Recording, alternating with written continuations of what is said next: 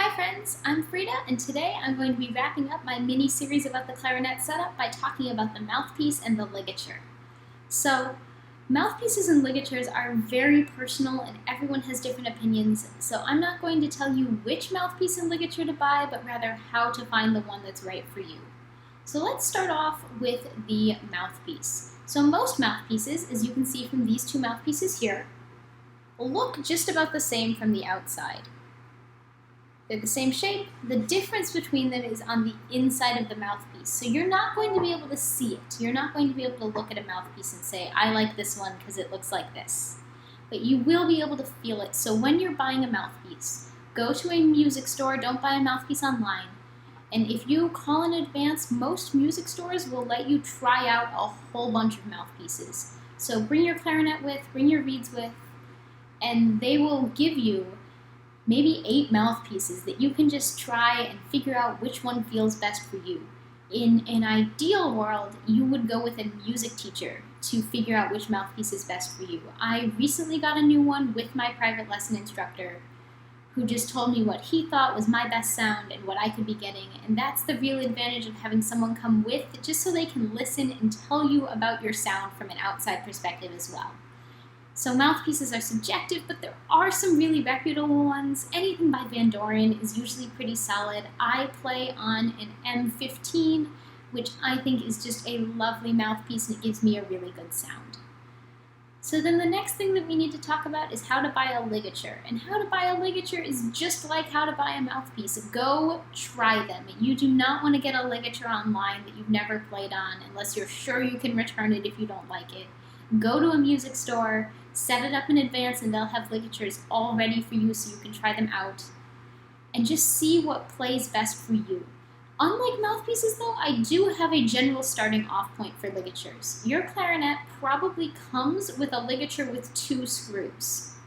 You probably don't want to use that ligature for the rest of your life. I have 2 ligatures right here. This one is the Vandoren Optimum. It has 1 screw, it's a metal ligature, it has a plate right here that vibrates with the reed, and I love it for my playing in my advanced ensembles. The other ligature I have here is this one. I do not remember what it's called, but there are lots of companies that make something like this. It is a leather ligature. It wraps around the reed a little less snugly, so the whole thing can vibrate. It's a lot less expensive than the Optimum, and I use that for when I'm marching, just so I can have a 1-screw ligature. The sooner you can get a ligature with 1 screw, the better, because it is so much easier to adjust and get a sound that you're happy with than something with 2 screws. Educators, if you have younger kids, find them a cheap 1-screw ligature, because it'll make it so they're never saying, oh, I can't figure out how to adjust my ligature, because it's just 1 screw and it's nice and easy. So then the next thing is a couple things to note about mouthpiece care. Ligatures are really easy to take care of just because they're pretty hard to break. Just don't drop them, don't step on them, they're fine. Mouthpieces have a couple care instructions. The first is to just keep it dry. Make sure that you've cleaned it regularly. Don't just leave your spit in there. Make sure there's no food in there. Rinse your mouth out before you play. That's the really easy mouthpiece care. And then there's the stuff that you think is obvious but might not be. The first is to not leave your reed on the mouthpiece. I talked in the last video about reed cases, which are pretty inexpensive and a great thing to have for your reeds, but also for your mouthpiece. Your mouthpiece can get gross if you leave your reed on it. So don't do that. Just don't do it.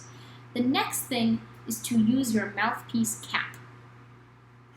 Mouthpiece caps do not come with the mouthpiece. They come with the ligature. So this one fits over my Vandoren Optimum really well, but it's not going to fit over my leather ligature. It's going to break my mouthpiece cap. So make sure that you use the mouthpiece cap that comes with the ligature, and you'll be just fine. It'll make it so even if you drop your mouthpiece, God forbid, let's hope you don't drop your mouthpiece, but if you do, it won't break the mouthpiece, it'll just hit the cap. So use your mouthpiece cap. Don't leave your reeds on your mouthpiece. Make sure your mouthpiece is clean and you're ready to go. Thank you so much, as always, for letting me talk, and I hope to see you in the next part of the Clarinet Method series.